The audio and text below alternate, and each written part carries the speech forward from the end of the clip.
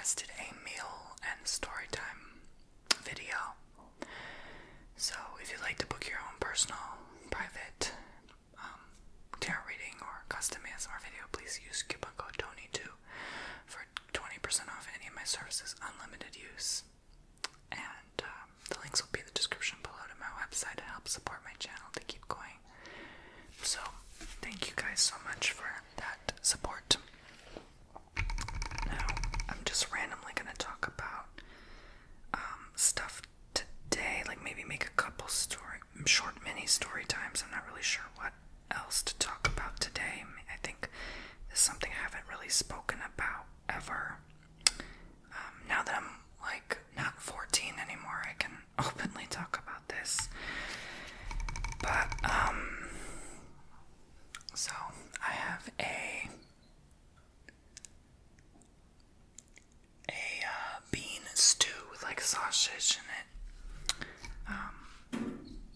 I just got this coming through my door, so let's begin.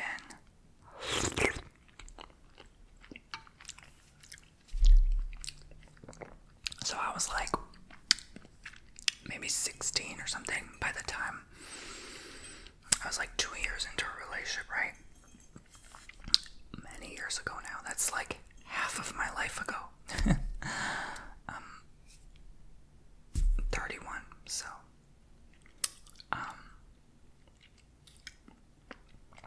I was with this guy between the age of 14 and 16. It was like online chat, like, you know, World of Warcraft video game. And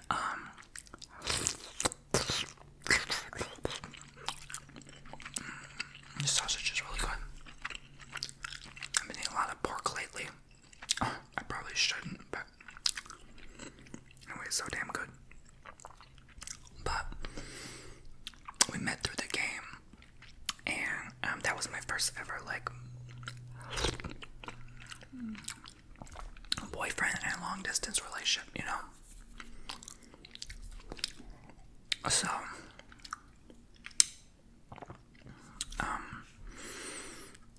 yeah, so I was like, that's when I was just like first exploring my sexual identity and like sexuality and stuff like that. I think that is appropriate at that age to kind of like explore that, you know, and figure out who you really are, right? So, you know, I fell in love right away because, you know, I felt like at the time I got the kind of right attention that I wanted, and they made me feel safe and comfortable, right? I feel it's kind of weird talking about someone else, because now I'm in a happy relationship, but like, you know, I think we can safely talk about our past sometimes, and I'm very openly sharing with you guys, you know, but yeah, so at the time, you know, I was, he was my everything at the time. He made me very happy. It was my first love. And I got just really bright in here. All of a sudden, the sun is shining. And so, I really wanted to meet him. I would call him every night, or he would call me. We would be playing game like raids and dungeons. I'd be talking to me on the phone. And we were like best of friends at the time, you know. I'd always look forward to coming home from school, high school, and finish my homework. And then, low-key though, we were always chatting up in the game. At the same time, I'm doing homework, child. Are you kidding me? A teenager with probably ADHD. Ask them to focus on one thing at a time. Yeah, good luck with that.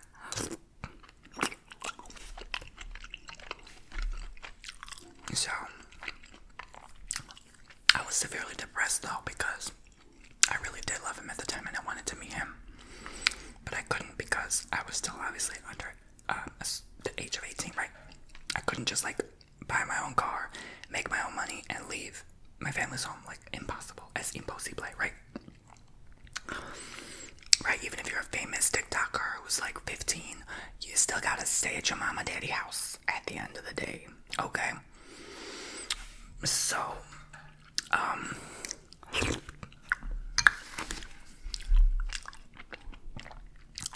So basically, I had no choice. They didn't know about him like that. They thought he was just my friend. Eventually they knew and they called him up and they were like, oh, yeah, they were not happy. I won't go into much detail, but I think that shocked them too, to know I was like a homosexual male, right? So they knew by the time I was 14, so, but they never thought I'd be in a relationship like that,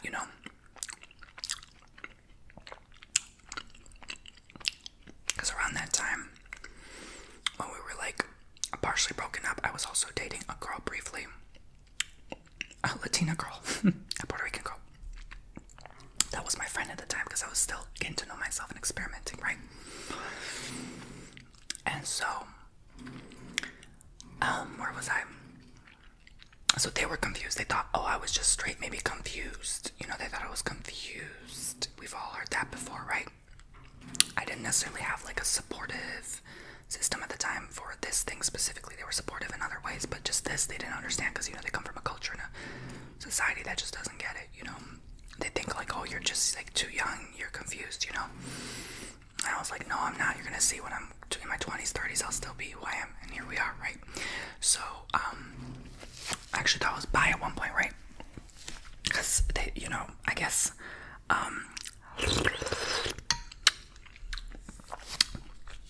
I let their words get to my head. And then she was like super religious, like she'd bring the Bible to her class every day. So she was telling me it was wrong for me to have feelings for men like that. So I was around like a lot of toxicity. And that made me more depressed. And people who were confused themselves, My parents were confused. She was confused about her beliefs, So, I just felt like there was a lack of love, a lack of support, which is ironic because, the Bible teaches you to be loving. But anyway, what do I know, right?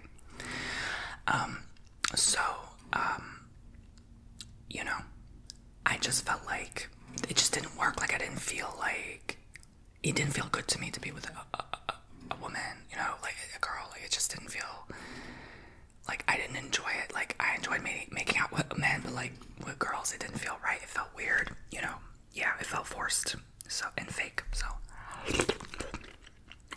I didn't genuinely enjoy it or feel attracted to it, So anyway.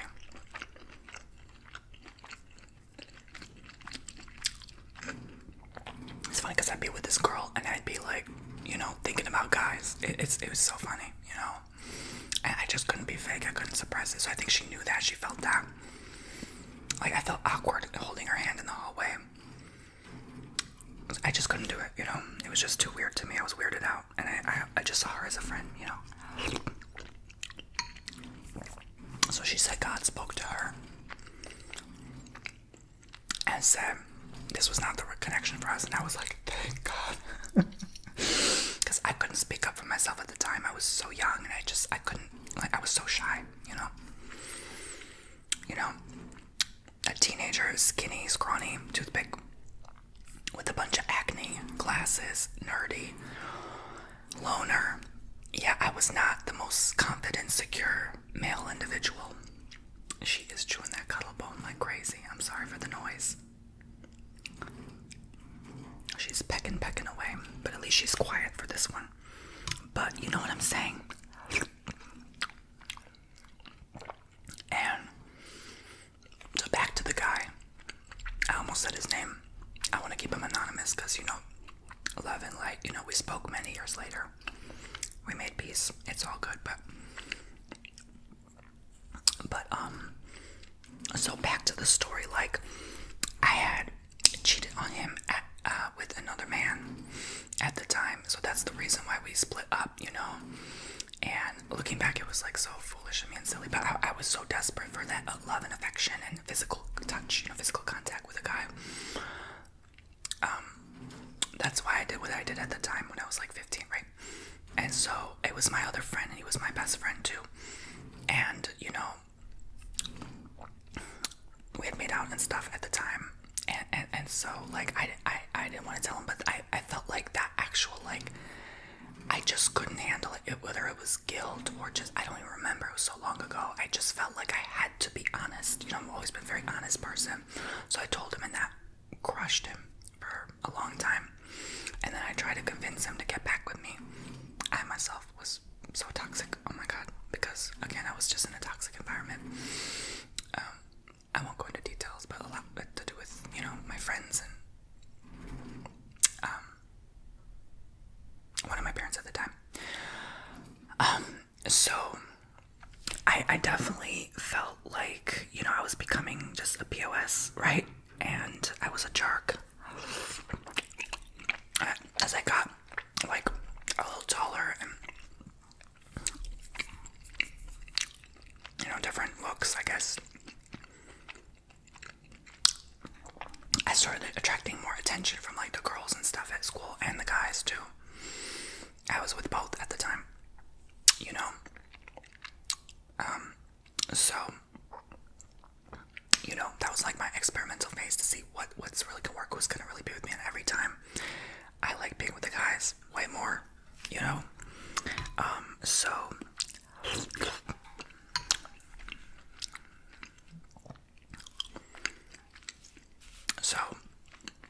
I couldn't see myself with just one person. You know, that's what I struggled with a long time. And I think that sabotaged a lot of connections too. But then, you know, anytime I was with a guy, they'd move away or move on to someone else. So, like, you know, in the gay community, I never felt fully like there was stable, solid foundation for me either, you know. And I could find happiness in that either. So I was like, you know, what the hell? So I ended up taking a long break from love after that. After, like, my school years were over, basically.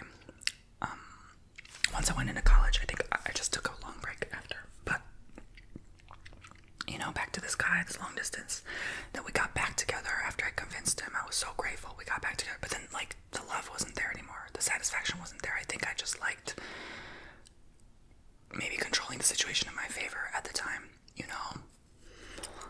And being able to get back with someone, I felt like alone and desperate. Like it was only because my friend moved.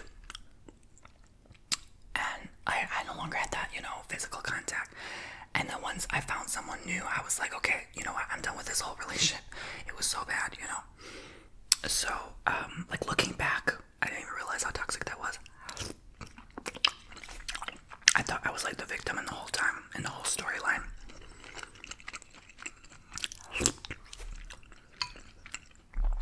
So I basically felt like I used this person, you know, when I was just bored or alone. At the time, many years ago, you know. And sometimes I wonder, am I like that with my friendships? Because I noticed that same pattern in my friendships too. It's not good, you know.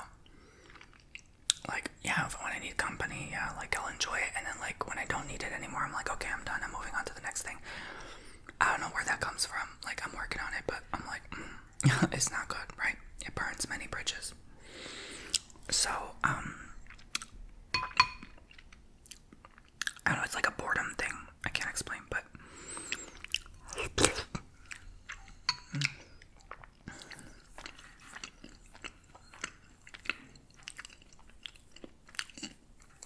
I think a lot of it stems from a fear of being hurt again, you know. And then many years later, I got cheated on.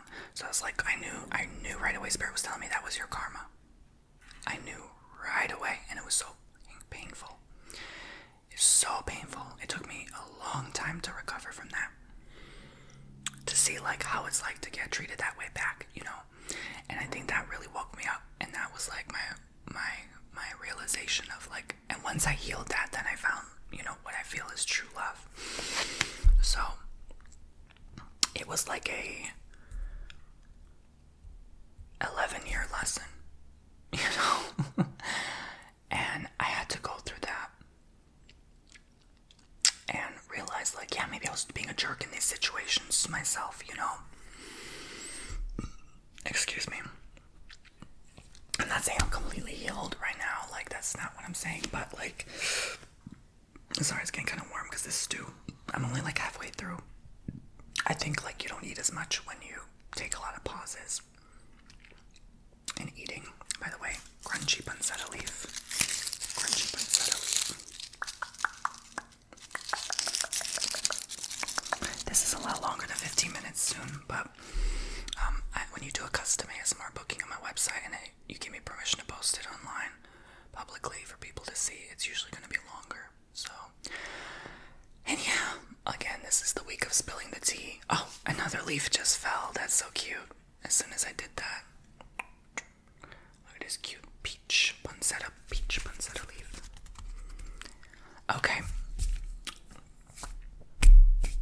So, he was still hurt many years later. He was telling me how he was hurt when I was like 27, 28. After my ex and I broke up, we were texting and, maybe we were like exchanging pics and stuff like that, whatever, it was innocent, but like he was in a relationship, but he's still like, whatever, no one has to know, right? But like, this was when I was single after my breakup, and so, after a while he did tell his partner, like, oh, what do you think of like you, me, and Tony being in a threesome relationship? I was like, I don't want to do that, it didn't feel right, because I felt someone was coming in my life, and here we are. So I was talking to a lot of like guys back then, like trying, like I actually enjoyed it too for the first time. Like I didn't feel heartbroken if someone didn't like reciprocate love back. I always like to give love. I'm like a hopeless romantic, right? And I'm always that kind of person that like, will create that company of a male. But like I sound like Blanche freaking Devereaux, but anyway, and then I just sort of like, I got to a point healed enough where I didn't really care enough anymore. I was indifferent if they, wanted just one night with me or 10, you know what I'm saying? Like, I was indifferent. There was always the next guy I was talking to anyway, so to me it was like I had my, as weird as this sounds, my need fulfilled, or supply, or whatever you want to call it, my need at the time, right? So there was always someone to talk to and stuff, so it was not bothering me anymore. So, but he said like, my parent, when they call him on the phone to cuss him out, like that traumatized him to this day. I was like, I kind of laughed, but then I'm like, oh my god, that's actually not funny, because like we were so young, we were only teenagers, and the fact that a grown man in his mid-30s now, it still traumatized him. I'm like, Lord have mercy, like I didn't expect. It's just kind of funny, because when you think about your parent, they don't even know that they traumatized this person, you know what I'm saying? But like they actually needed therapy for that. I was like, oh my gosh, like I didn't even realize the long-term consequence of that. So they were in like a lot of trouble. They were in hot water with my family, so like Eastern European / Orthodox, like traditional old-fashioned, they think, oh, I have 2 grown sons, they're gonna have babies one day and a wife. Oops. But anyway, so it's a really fucked up story time. I'm sorry, but it's like my story is really fucked up. Like if you heard my whole story in detail, it's really fucked up. But it's nothing to laugh at. But I laugh because that's my like, what, I'm cynical, whatever. It's funny anyway. Life is short. But if I'm sitting here crying the whole time about my past, I'm not gonna get anything done. So I might as well just laugh.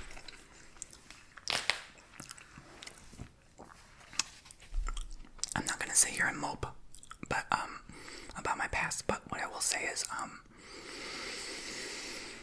it was not easy. It was heavy. I still remember. I feel the heaviness still, like in my chest. Maybe something else I gotta work on and like get out of my system, because it's like sometimes you have like memories. You'll just randomly be eating dinner and you're like, oh my god, my teens were so miserable. Like you'll just randomly recall that time in your life. I feel like a physical like sickness here in my belly. Like I feel like I'm gonna do a meditation after this and just gotta release that tight knot here. It's very heavy. Yeah, I'm gonna do that later. But and that's why I don't like bringing up old stories and stuff, because it almost like re-triggers you, because you realize you were the bad person, you were the villain, but so were others in your story too, you know? And it wasn't right, you know, and I got jealous. I got hella jealous when I found out this guy. Let's just call him S, okay? I'm not gonna say his name. I'll call him S.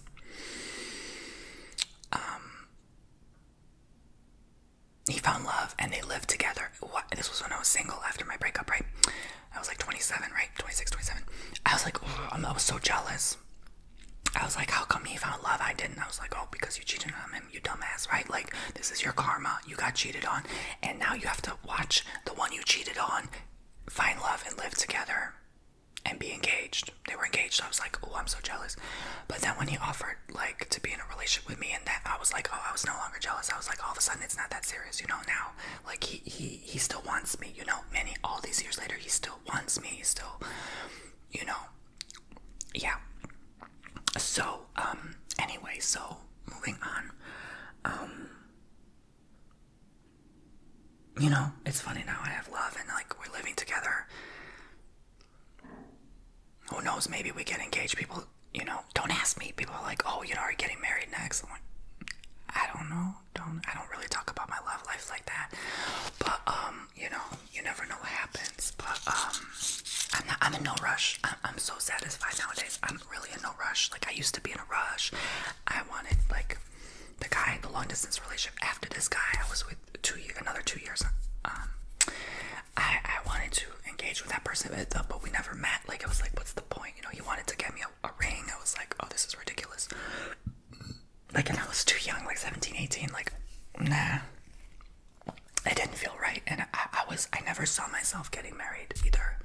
You know, I never was on my vision board. So I just found it weird. You know, I just was like, you know, gay marriage just barely got legalized then too. So I was like, what's the point? You know, I'd rather just enjoy, you know, the company of a man and my partnership, my boyfriendship, you know, the identity of being boyfriends with someone as long as freaking possible, because I didn't have that for so long. I just had 2 long distance ones, both that lasted 2 years, 4 years total of long distance.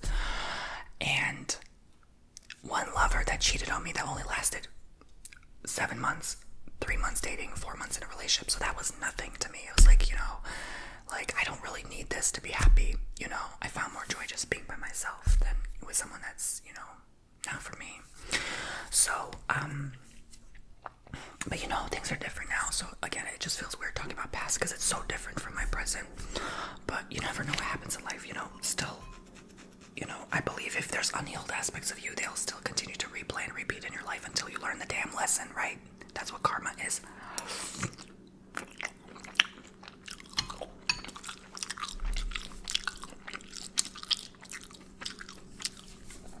And I've had that experience. I have many karmic lessons and people in my life to learn, you know, so I could grow. And that's why I always wonder, like, why am I not having a lover? Why is everyone getting married, having kids, having, you know, living together, having home together? I realize now as a 31-year-old why it had to take so long, because I had to learn. You know, I couldn't just learn from one partner. I couldn't learn from one experience. I had to see the cycle and actually work on myself enough to, you know, tamper that part of me down so I'm not living in this karmic cycle. And it wasn't easy, and I didn't understand it at the time. I wanted to rush God.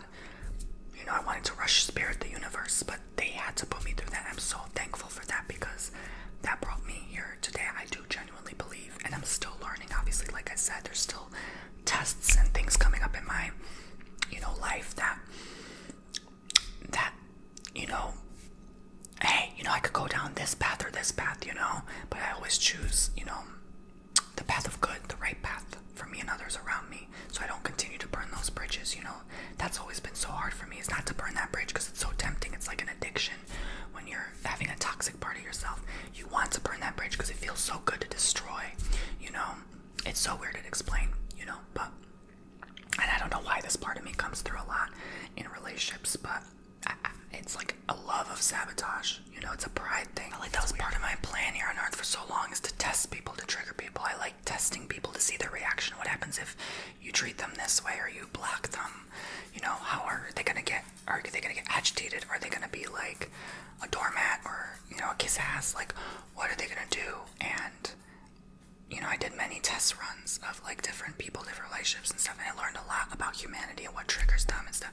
So it sounds weird, it sounds crazy, but like that's just like my shadow self. But my good self is a lot of good. It's a lot of love, and I feel like I used my shadow self at the time because I was so hurt. People didn't accept my love or my form of love, that I wanted to cause this,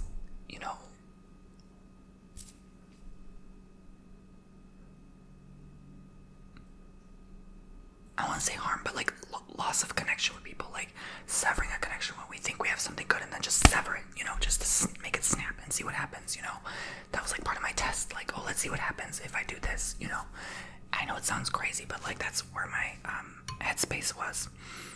So I think that's a lot of times like why I don't really bother reaching out to people anymore. I don't want to keep doing that, but also like, oh, let's see what happens if I don't reach out to this person. It's weird. I still don't understand it to this day, because I'm talking about myself. I'm labeling and judging myself while talking about myself, while being aware about myself, having that issue, but still like having it, but like just being aware of it and talking about it and knowing openly that I have this, but not really knowing how to change it always, like partially. It's so freaking weird to be aware that you have like this thing, and then it's like it doesn't necessarily just go away just because you talk to a therapist, you know what I'm saying? Whatever you want to call it, mental disease, mental health, whatever. I don't care. It's just like, I understand. It's weird, but that's like my normal. To me, it's my normal. To others, it's like crazy, insane, sick. But to me, it's like so normal. And then sometimes when I see like normal, to me, that's weird. To me, normal is weird. It's hard to explain, but I think if you know, you know. Yeah, so, yeah.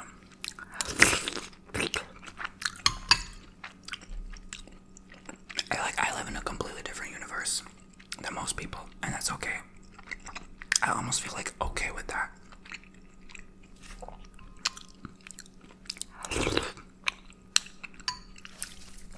I think I struggled for so long asking God, like, why did you build me this way, Do I have freaking reptilian blood or Draco blood? Like, what is going on? Am I a freaking Neanderthal blood? Like, what is going on, Why am I this way? Who the hell knows? He still hasn't called me back.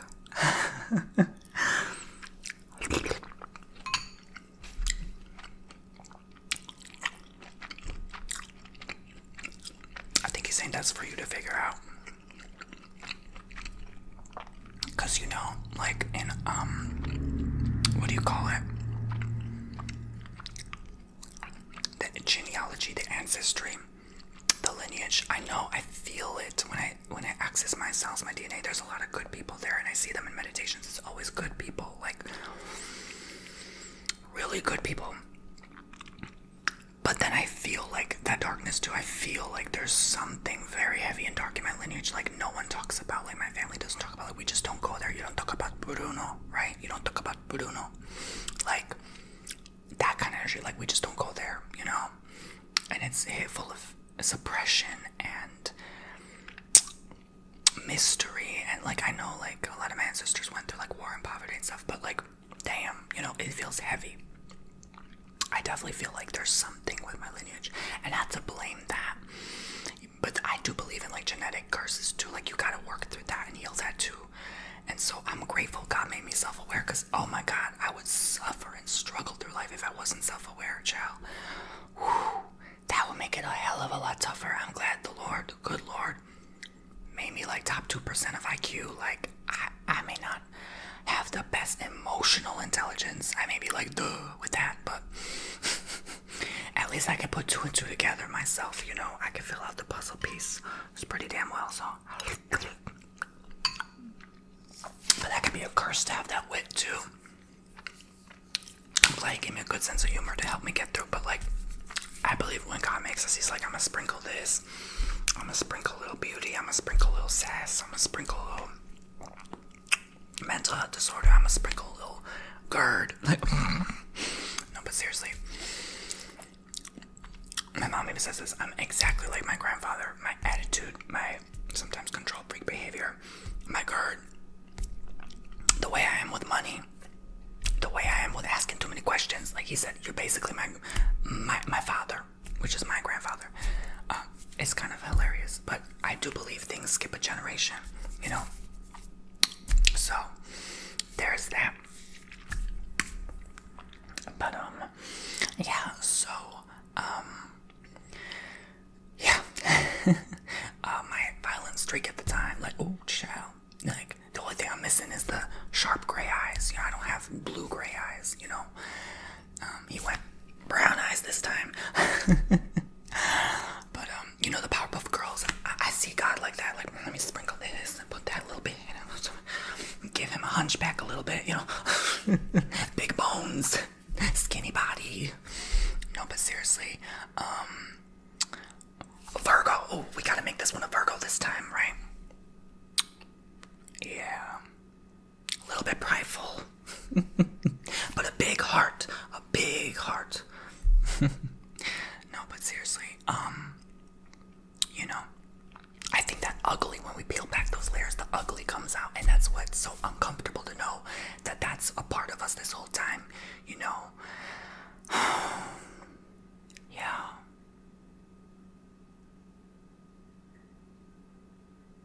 Anyway, I genuinely feel like I used to be like at my best before ever getting hurt in love. And once I got hurt, the first time I ever got hurt, I think that's when I wanted to hurt back. I don't know. It's so weird. I don't know where that stems from, you know? It's like when you get hurt, and everyone goes through this, like it makes you hold back love. Your walls are up. It's normal, it's natural, it's healthy, but who knows? I'm gonna have a lot of gas now from these beans. I don't think I should eat anymore. I had like 3 sausages.